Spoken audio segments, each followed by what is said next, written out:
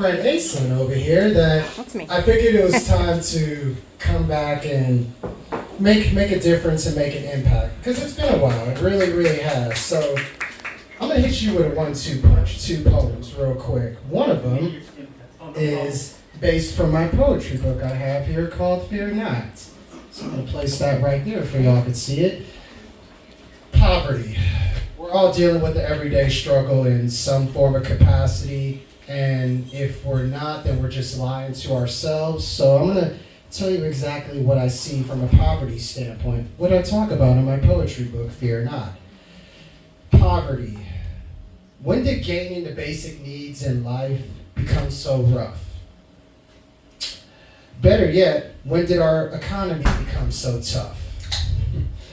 Groceries, gas prices, money spent for the rent. What's the deal? I will tell you this, bills. Oh, did I mention another bill? The hard times we are in has not felt more real. Is this real life or a movie? Is this real life or a movie? That's how I feel. When is enough truly enough? It's getting to the point where the basic needs isn't enough. Or at least not being met. All we need is food, water, and shelter. Then we will be set. We lack food, so we face hunger. We lack water, which leads to thirst. No wonder. We lack shelter, so we must roam until we find a home. What's worse, not having a home or living at home alone? What's worse, not having a home or living at home alone? But seriously, what are we without a roof over our head, right? Water to drink, food on the table to make sure that we are fed. That is what we work to feel so safe and secure. It helps us establish a sense of belonging in the world, that's for sure. What happens if the outcome isn't enough income? What happens if we lose our job and wonder where is our next source of income will come from? What will happen if we get sick and can't afford the essential medical care? Will the insurance company even care? No.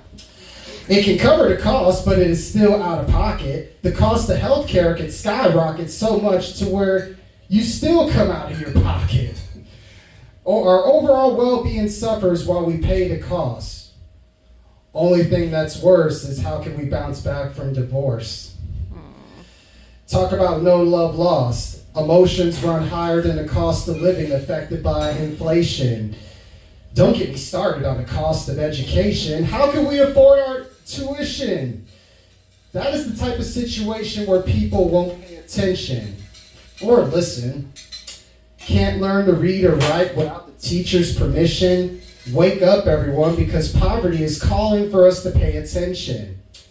This is our call to action to ease the tension. Poverty has warned us out in different faces. Poverty can change and move to different places. Poverty can move in different ways. Why fear for the future when we could see better days?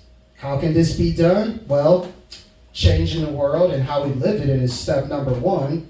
Decrease the costs of the healthcare system and the cost of the justice system. That is step number 2 to put the economy back in rhythm. But whether poor or wealthy, we all get affected. Poverty can be a disease that can leave everyone infected. Let's change so we can all win and not suffer defeat. Let's change to where we can all eat. We can learn from your favorite school or the streets. Let's change for the opportunity to educate ourselves. Let's change to have access to better health. Let's change to stop the violence. Let's change to give a voice to the voiceless and end the silence. It's easier said than done, obviously. So let's get to work and overcome the fear of poverty. Woo! Good job. That's number 1.